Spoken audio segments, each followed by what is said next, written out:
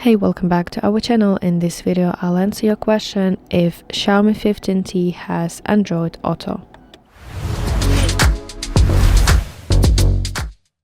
So the short answer will be yes, your Xiaomi 15T has Android Auto, which can be connected wirelessly or using USB to car's infotainment system.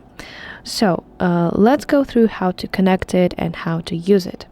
Let's go to settings, and you have to enter more connectivity options, and let's go down to Android Auto, and now you have to press this connect vehicle button and then follow the on-screen instructions to connect via USB or wireless connection.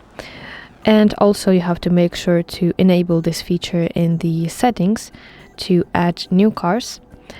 And if you use wireless connections, you will need to turn on your Bluetooth and press and hold the voice command button on your car's display to begin the setup.